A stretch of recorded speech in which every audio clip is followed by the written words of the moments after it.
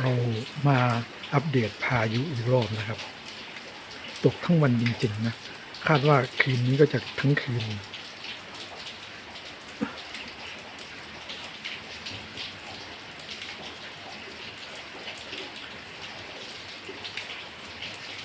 เพิ่งหยุดก็คือหยุดไม่จริงยังปล่อยๆลงมาช่วงบ่ายสามอย่างคลิปที่ผ่านมาเนาะ อันนี้ก็มาอีกแล้ว อันนี้น่าจะทั้งคืนเลย